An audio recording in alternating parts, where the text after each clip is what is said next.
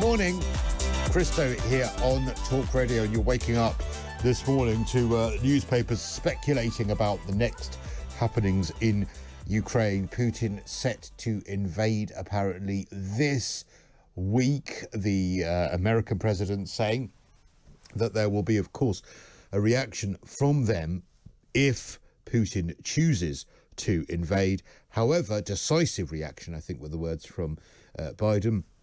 However, that diplomacy is still an option. What is our Prime Minister doing during all of this? Well, filling in police questionnaires because, of course, he is still embroiled in Partygate. But is it time to set Partygate aside? Are these international events so important that it is time to let Boris Johnson focus on the job?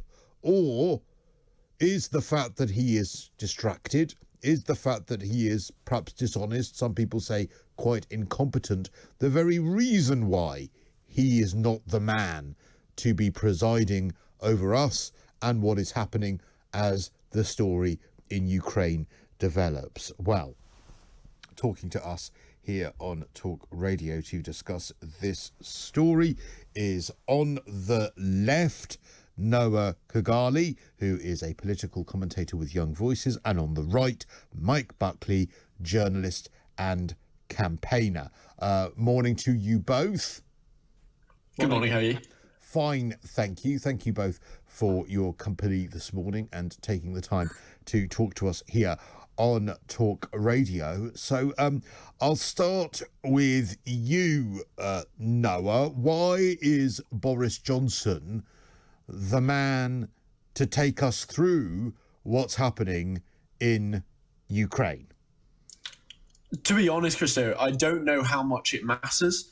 I think we've got, oddly, a seeming consensus in the UK at the moment that something needs to be done. It probably doesn't mean boots on the ground, but we need to take a tough stance on Russia. And whether it's Boris Johnson at the helm or whoever comes afterwards, I don't think it changes the foreign policy that much. So overall, I really don't think it matters a huge amount whether he stays or whether he goes when it comes to Ukraine. But doesn't it undermine us by having him remain? Doesn't it undermine us by having someone who is embroiled? You know, whenever he's going to say, you know, that he's going to be particularly tough, whenever he talks about being tough on Putin, whenever we talk about all of those things, isn't it going to utterly undermine any of that because of the fact that he is embroiled in all this scandal and is widely known to be someone who doesn't tell the truth? I think that's a misrepresentation of how the rest of the world sees it. It's a big issue at home, and it's a big issue for me personally. I think he shouldn't be in the role any longer. The issue is when it comes to international conferences and someone like Laura Kuenssberg in Ukraine starts asking about Partygate, what message that sends out? What message does that send to the Ukrainians that that's what British people think? Boris Johnson is there trying to do the job that he is in at the moment. Whether he's in that in the long term is a different discussion. But when our journalists go over and start undermining our role and the Ukrainians and the peril that they're in at the moment, that's the real issue. All right, I think. Mike Buckley. So our journalists should perhaps rein in their questioning to the Prime Minister. It's the journalists that are undermining the position of the Prime Minister and his messaging over Ukraine. It's not the Prime Minister himself. What say you? I mean, I actually agree that if Boris is in Ukraine and he's doing an interview about the situation in Ukraine to a group, I presume, of international journalists, Laura Kuenssberg, whoever, asking questions about Partygate probably isn't appropriate. They probably should focus on the issue at hand.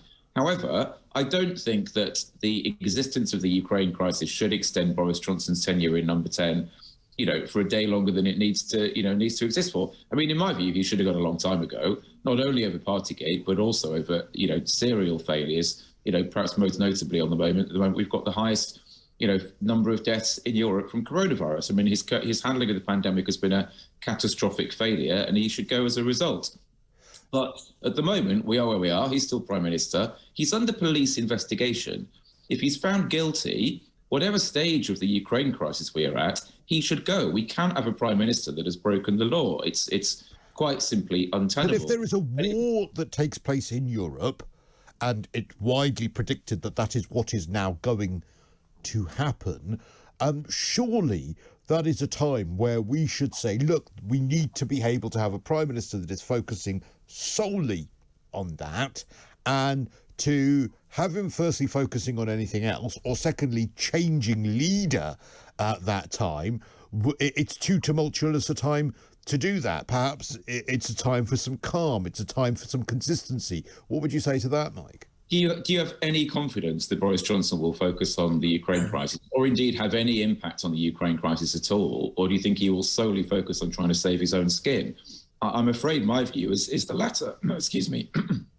I also think we should not overstate the importance of the UK in terms of the conduct or the outcome of the Ukraine crisis. I mean, the UK is not a big player in this. The US is, NATO is as a whole.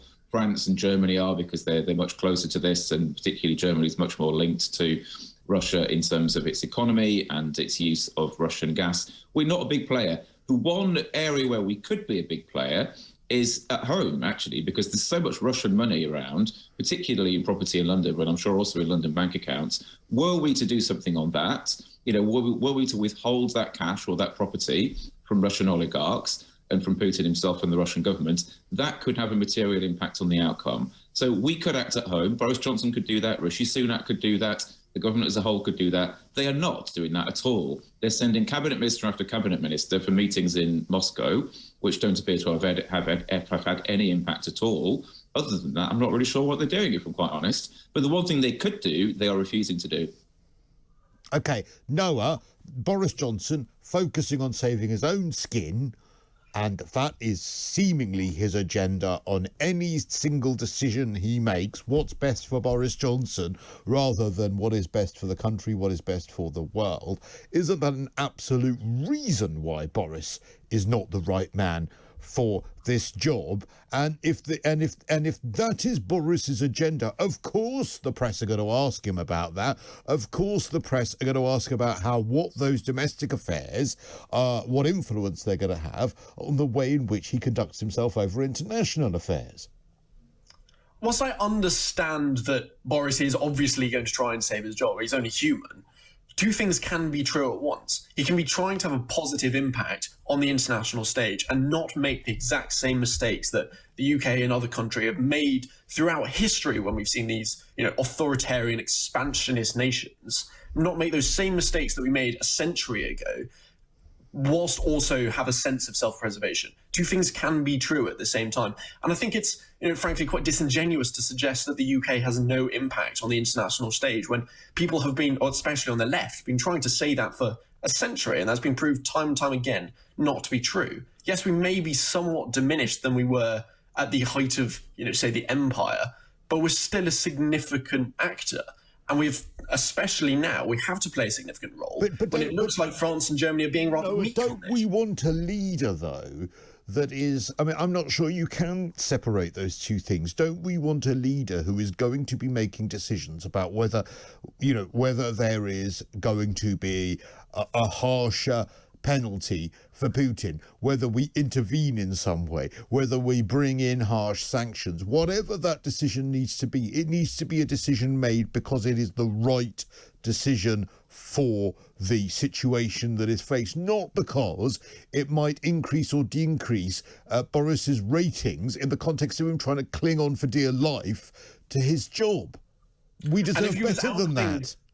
If he was acting out of lockstep with what we would, identify as the norms in this scenario, that argument might have some credence, but he's not. It's not like he's, personally going, oh, yeah, we're going to invade Russia on our own. At that point, I might go, yeah, bit of a megalomaniac, probably shouldn't be in charge. But he's not. He's taking what seems to be quite a sensible position that there is a route here where Russia may back down, but if they don't, that we need to pursue the avenues that are available to us. It's not like he's taking some radical position that makes zero sense. What he's doing does seem sensible on the face of it, and it doesn't seem like there's anything here in this scenario that's being designed to save Boris's own skin.